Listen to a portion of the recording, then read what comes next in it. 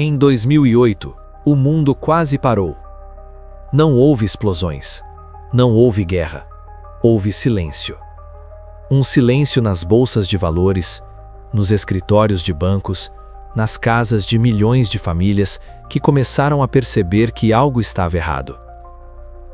Durante alguns dias, uma pergunta impensável circulou: e se o sistema financeiro não sobreviver? Para entender como chegamos ali, precisamos voltar alguns anos. No início dos anos 2000, a economia americana estava aquecida. Juros baixos, crédito abundante, comprar uma casa parecia inevitável. Os preços subiam ano após ano, bairros se valorizavam e uma crença ganhou força: imóveis sempre sobem. Quando uma crença se torna coletiva, ela deixa de ser questionada. Os bancos perceberam a oportunidade. Quanto mais financiamentos, mais lucro. No começo, os critérios eram rígidos, mas aos poucos foram relaxando. Clientes com histórico frágil passaram a ser aprovados. Esses empréstimos ficaram conhecidos como subprime.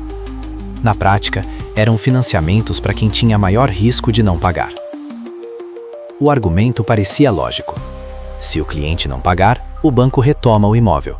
E como os preços continuam subindo, o prejuízo é coberto. Mas quase ninguém perguntava: e se os preços pararem de subir? Enquanto isso, os bancos queriam algo mais. Não queriam esperar décadas pelas prestações. Queriam dinheiro imediato. Então começaram a transformar dívidas em produtos. Hipotecas eram agrupadas, misturadas, reembaladas, divididas em camadas. As partes superiores pareciam seguras. As inferiores prometiam retornos maiores. Esse processo ficou conhecido como securitização. Os títulos foram vendidos ao redor do mundo. Fundos de pensão, seguradoras, bancos estrangeiros. O risco deixou de morar em um bairro, passou a circular pelo planeta. Agências de classificação atribuíram notas máximas, AAA, e isso trouxe conforto. O ciclo se acelerou. Mais crédito, mais casas, mais valorização, mais confiança. Mas havia uma fragilidade invisível. Muitos financiamentos tinham juros ajustáveis. Começavam baixos, depois subiam. Quando as taxas aumentaram, as parcelas dispararam. Famílias começaram a atrasar pagamentos.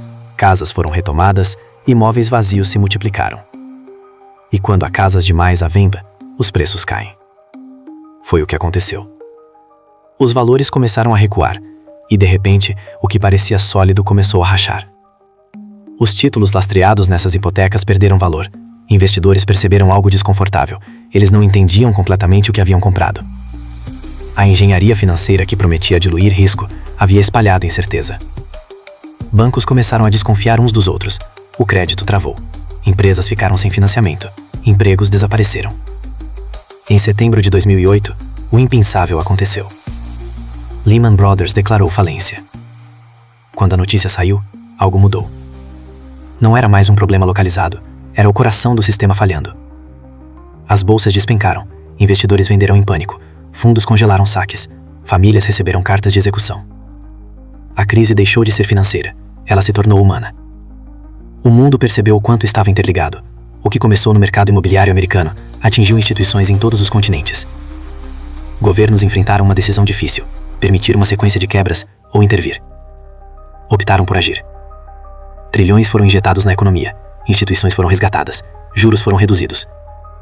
Gradualmente, os mercados se estabilizaram, mas a recuperação não foi igual para todos. Pequenas empresas fecharam, o desemprego aumentou, a desigualdade cresceu. Após a crise, novas regras foram implementadas, bancos passaram a manter mais capital, testes de estresse foram criados. Mas além das reformas, algo mais profundo mudou: a percepção. A crise de 2008 mostrou que sistemas financeiros são construídos sob confiança. Confiança de que contratos serão honrados, confiança de que ativos têm valor, confiança de que instituições são sólidas. Quando essa confiança se rompe, o sistema vacila.